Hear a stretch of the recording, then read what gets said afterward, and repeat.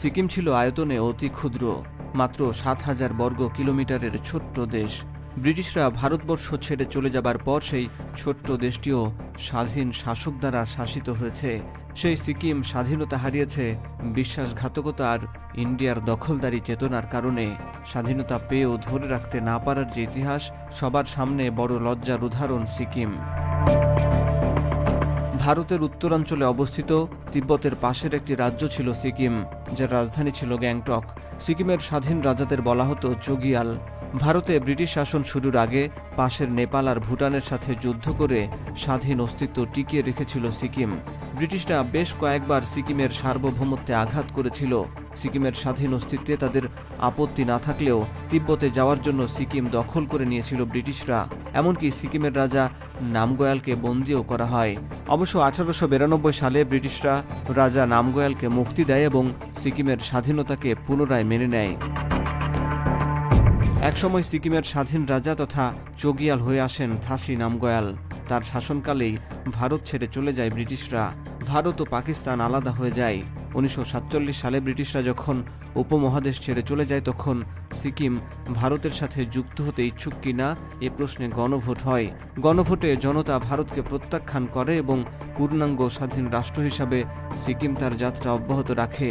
যদিও 3 দশক যেতে না যেতেই বিশ্বাসঘাতকতা, রয়ের ষড়যন্ত্র আর চোগিয়ালের সরলতার সুযোগে সিকিম হয়ে ওঠে ভারতের অঙ্গরাজ্য। গণভোটের রায় ছিল স্পষ্ট। জনগণ ভারতের সঙ্গে যুক্ত হতে রাজি হয়নি। ফলে স্বাধীন ভূখণ্ড হিসাবে থেকে গেল সিকিম।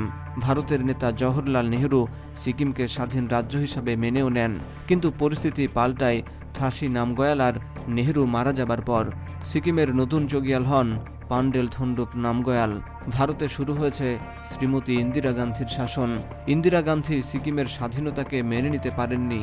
ভারতের নতুন প্রধানমন্ত্রী সিকিম দখল করার জন্য মরিয়া হয়ে ওঠেন। সিকিমের প্রধানমন্ত্রী তখন কাজী লেন্দুপ দর্জি। রয়ের মাধ্যমে দর্জিকে কিনে ফেলে ভারত। রয়ের তৎকালীন পরিচালক অশোক রায়নার লেখা ইনসাইড র বইতে সিকিম নিয়ে ইন্ডিয়ান ষড়যন্ত্রের আভাস পাওয়া যায়। বইটি থেকে জানা যায় 1971 সালে সিকিম দখলের চূড়ান্ত সিদ্ধান্ত নেয় ভারত। এরপরেই 2 বছর র তার নিজের মতো করে প্রেক্ষাপট দাঁড় করায়।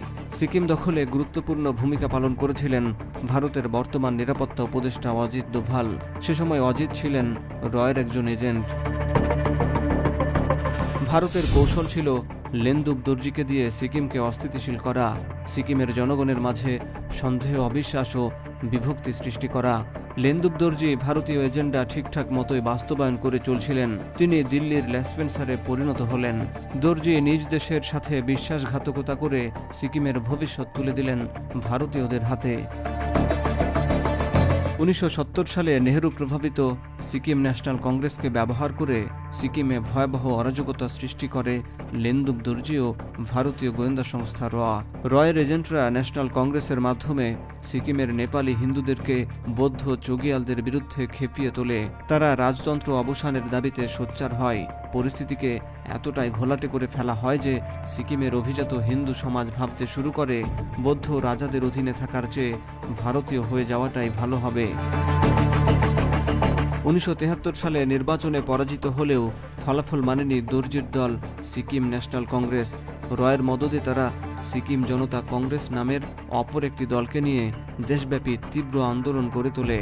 এটি এক পর্যায়ে রাজতন্ত্র বিরোধী আন্দোলনের রূপ নেয়। এমন ভজঘট পরিস্থিতিতে ভারতের সাহায্য চান সিকিমের চোগিয়াল। দিল্লি এই সুযোগ লুফে নেয়। চাপে ফেলে চোগিয়ালের ক্ষমতা কাটছাঁট করে নতুন সংবিধান প্রণয়ন করা হয়। নয়া সংবিধান অনুসারে প্রায় সব ক্ষমতায় চলে যায় নির্বাচিত প্রতিনিধিদের হাতে। 1974 সালে সিকিমে ফের ভোট হয়। দর্জির সিকিম ন্যাশনাল কংগ্রেস পার্লামেন্টের 32 আসনের মধ্যে 31টি আসনে জয় পায়। লেন্দুপ দর্জি হন সিকিমের প্রধানমন্ত্রী, কিন্তু তখনও চোগিয়াল সাংবিধানিক প্রধান হিসাবে রয়ে যান। 27 মার্চ 1975 সালে প্রথম ক্যাবিনেট মিটিংয়ে প্রধানমন্ত্রী লেন্দুপ দর্জি রাজতন্ত্র বিলোপ করেন এবং জনমত যাচাইয়ের জন্য গণভোটের সিদ্ধান্ত নেন। ততদিনে নতুন সরকারের পৃষ্ঠপোষকতায় সিকিমে ভারতীয় সেনাবাহিনী স্থায়ী ঘাঁটি গেড়ে ফেলে। 14 এপ্রিল 1975 সালে সিকিমে ভারতীয় সেনাদের ছত্রছায়ায় এক সাজানো গণভোট অনুষ্ঠিত হয়। স্বাভাবিকভাবে রায় আসে রাজতন্ত্রের বিপক্ষে।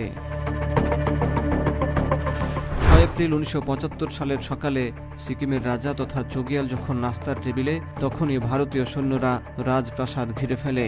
রাজাকে বন্দী করে প্রাসাদ দখল করে নেয় তারা। 26 এপ্রিল 1975 সিকিম অফিসিয়ালি ভারতের 22তম প্রদেশ হিসাবে স্বীকৃতি পায়। লেনদুব দর্জিকে করা হয় সিকিমের মুখ্যমন্ত্রী। বিলুপ্ত হয় যোগিয়াল পদ। এরপর লেনদুব দর্জির রাজনৈতিক দলটি ভারতীয় ন্যাশনাল কংগ্রেস দলের সাথে মার্জ হয়ে যায়। এভাবেই নিজেদের বিশ্বাসঘাতকতা একটি স্বাধীন সার্বভৌম রাষ্ট্র ভারতের অধীনে চলে যায়। সাংবাদিক সুধীর শর্মা নেপালের কান্তিপুর পত্রিকায় pain of losing a nation নামে 2007 সালের দিকে একটি কলামে লিখেন, ভারত তার স্বাধীনতার গোড়া থেকেই সিকিম দখলের পরিকল্পনা করেছিল।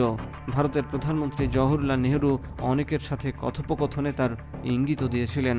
লেনদুব দর্জি নিজেই তাকে বলেছেন, ভারতের ইন্টেলিজেন্স ব্যুরোর লোকেরা বছরে 2-3 বার তার সাথে দেখা করে পরামর্শ দিত কিভাবে আন্দোলন পরিচালনা করা যাবে।